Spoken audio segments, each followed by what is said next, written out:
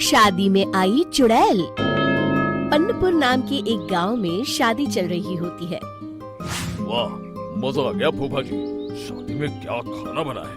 बाराती तो उंगलियां चाटते रह जाएंगे। हाँ, तुमने सही कहा। पनीर की सब्जी का तो कोई जवाब ही नहीं। दूसरी तरफ पंडित जी फेरों की तैयारी कर रहे होते हैं कि तभी वहाँ एक चुड़ैल आ जाती है। अरे मर गया रे, ये चुड़ैल यहाँ क्या कर रही है? अरे दिवाकर जी, ये आपकी कौन सी रिश्तेदार है? अरे मुझे क्या पता, क्यों भाग्यवान, कहीं ये तुम्हारे मायके से तो नहीं आई है?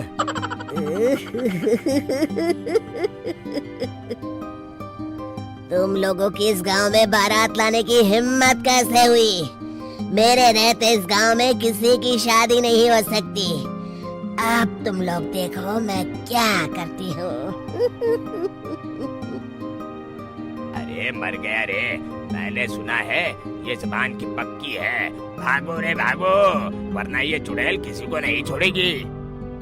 हाँ, तुम सही कहते हो मोहन भाई। यहाँ से भाग लेने में ही हम सबकी भलाई है। देखते ही देखते शादी के मंडप में भगदड़ मच जाती है और चुड़ैल सब कुछ उजाड़ कर रख देती है।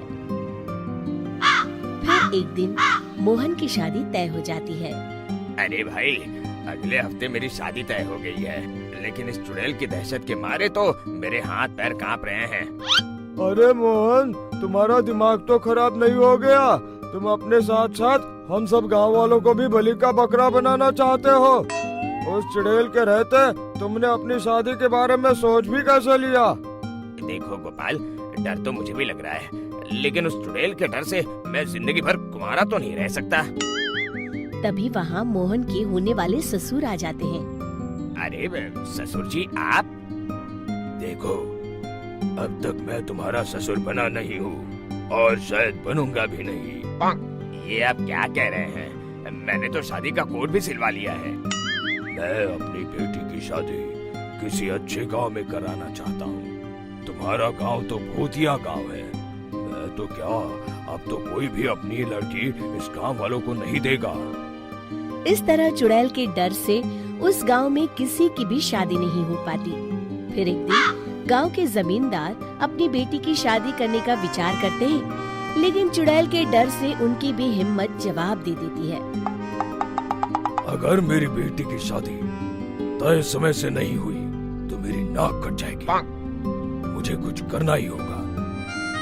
एक सलाहकार के कहने पर जमींदार काशी से एक बहुत ही नामी तांत्रिक को अपने घर बुलवाते हैं, जो भूत चुड़ैल को पकड़ने में माहिर माना जाता था। जमींदार साहब, आप चिंता मत करिए। इस गांव की सीमा में प्रवेश करते ही मुझे उस चुड़ैल के बारे में सब पता चल गया था। आप उसे जल्दी से जल्दी कैद कर लीजिए ताकि मैं अपनी बेटी की शादी कर सकूं। जब वो चुड़ैल एक इंसान थी, तब ठीक उसकी शादी करने वाले दिन ही उसकी और उसके होने वाले पति की एक दुर्घटना में मौत हो गई थी। उसका होने वाला पति आज भी भूत बनकर जंगल में भटकता है। इसलिए जब तक चुड़ैल की शादी नहीं हो जाएगी, वो किसी और की भी शादी नहीं होने देगी। ये आप क्या कह रहे हैं? अगर वो भूत भी हमारे गांव में आ गया तब हमारा क्या होगा? ये आदमी बीच में बहुत बोलता है, इसे बाहर निकालो। उसके बाद तांत्रिक बताते हैं कि अगर उस भूत के साथ चुड़ैल की शादी करा दी जाए तो वो चुड़ैल हमेशा हमेशा के लिए उस गांव को छोड़कर चली जाएगी। जमींदार साहब, आप अपनी बेटी की शादी की तैयारी शुरू कर दीजिए। मैं कुछ गांव वालों को अपने साथ लेकर उस भूत को ढूंढने जंगल की ओर जाता हूँ। इस तरह जमींदार निश्चित होकर अपनी बेटी की शादी करवाने लगते हैं, लेकिन तभी वहाँ चुड़ैल आ जाती है। मैंने तुम गांव वालों को समझाया था ना कि इस गांव में कभी कोई शादी नहीं करेगा। लगता है तुम लोग मुझे हल्के में ले रहे हो। चुड़ैल जमींदार की बेटी को उठा लेती है।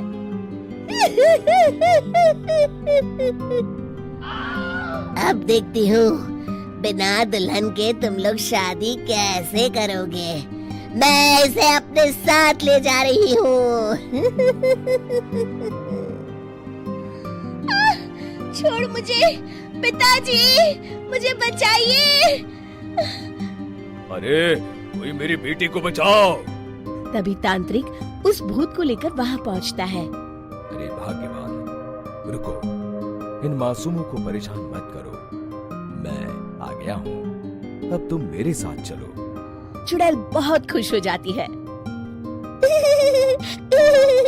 आप आ गए, चलिए अब हम मंदिर में चलकर शादी कर लेते हैं। अरे अरे अरे अरे, ये क्या कह रही हो? मंदिर में जाके दोबारा मरना है क्या? चलो, आज से हम जंगल में रहेंगे। चुड़ैल चली गई, अब मेरी शादी हो जाएगी। इस तरह सभी गांव वाले खुशी से झूमने लगते हैं।